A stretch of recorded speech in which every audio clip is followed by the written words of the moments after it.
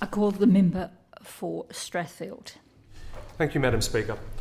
I'd like to start by acknowledging the genuine concerns of residents of Riverwood. Change is never easy, and we do understand that it impacts a lot of residents in the member for Oatley's electorate, particularly those that are vulnerable, particularly those that come from non-English speaking backgrounds, those that are elderly, those with disabilities. But Madam Speaker, that doesn't mean that services should never evolve. It doesn't mean that we should be stuck in the past. And the reality is, Madam Speaker, that we just can't have every single service in every single suburb. We'd love to. I miss the days of the local corner shop where I could just go down the road and there'd be groceries, there'd be everything that I need at the local corner shop. But we can't do that for government services at every single location. So that's why we have to oppose this motion. Not because we don't care about the residents of Riverwood, it's because we do. We have to do things differently and we have to do things better. Madam Speaker, the reality is that the old Riverwood Housing Office was just not fit for purpose. It was small, it was ageing, it was a single shopfront, it had no meeting rooms, it had no interview spaces, it didn't have a lunchroom for the staff. Members for the left. $6 million. Is it the $6 million we're putting into Riverwood Community Centre? Stop the clock, please. Excuse me. That is Can we just calm down? That is no way. Wait there sorry, member for Holsworthy and members from my right. No comment, please. Let's do this in silence. That's the best way. Thank you.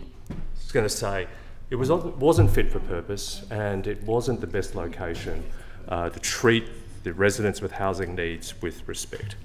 So yes, Madam Speaker, the Riverwood Housing Office closed in mid-2023, but now the Riverwood Housing team operates from Hurstville, modern facilities serving not just Riverwood residents, but also residents across Hurstville, Peakhurst, Lugano, Mortdale and Alloa, all in the member for Oatley's electorate.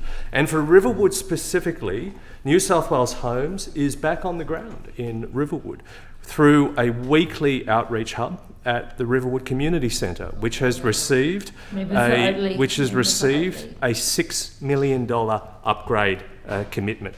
There are face-to-face meetings with residents. There is language support with translators in multiple languages available on the ground, connecting residents with services like rental support, tenancy advice, maintenance services, and even food relief, and staffed by local staff who understand the needs of the local community. I must also say that Homes New South Wales staff are deeply connected with their local community in Riverwood. At barbecues, at community events. I'm advised on the 19th of November, Homes New South Wales will be at a Sydney Local Health District event in Riverwood, helping with tenancy needs as well as connecting residents to health services. They are co-hosting, Homes New South Wales is co-hosting a Christmas event with St George Community Housing. But Madam Speaker, let's now look at the bigger picture around housing. The New South Wales Government has committed $6.6 billion to social housing and homelessness. This is the biggest commitment and investment in New South Wales to social housing ever in the history of the state. And as at the 30th of June this year, we've already delivered 1,711 new social homes or refurbished social homes. The Coalition, those opposite, in their 12 years of government, what did you build? You sold off 4,730 homes over their 12-year period. Members from my right. In respect of maintenance, we're also repairing 30,000 social homes that have been neglected for years. And in respect of maintenance services, what did the Coalition do during their time in office in respect of maintenance services? They privatised them. They outsourced them to a private operator, which was a dog's breakfast.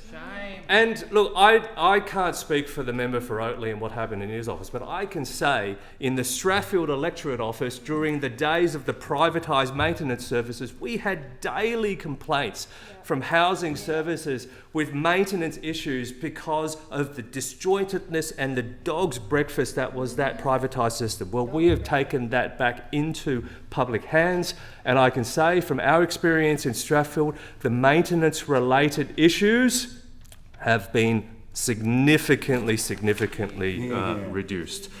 So, Madam Speaker, we're also redeveloping the Riverwood estate. Stage 1 will deliver 420 new homes, which will be modern, accessible, energy efficient and well designed. Nobody's going to be forced out. Eligible residents will have a right to return. We're building those faster and smarter. We're building those with modular construction in under 12 weeks. And we're building Australia's first 3D printed house in under 16 weeks. Be quiet. And so, Madam Speaker, with all of this context, the motion here to reopen the Riverwood Housing Office really misses the bigger picture and the bigger objective. And may I quote Bruce Lee from Enter the Dragon? Yes. And he said, "It is like a finger pointing to the moon.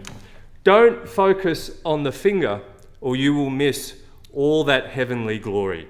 Madam Speaker, the motion to reopen the Riverwood Housing Office just misses the bigger picture. Sure, it's familiar. And sure, we would love to have local services, every single local service in every single suburb, but we just can't do that. And we have to move forward. So, Madam Speaker, to support this motion would be to turn back the clock to a model that failed to meet the community's needs. What we have now is better, stronger, and more responsive. I oppose this motion, and I encourage all members to do the same.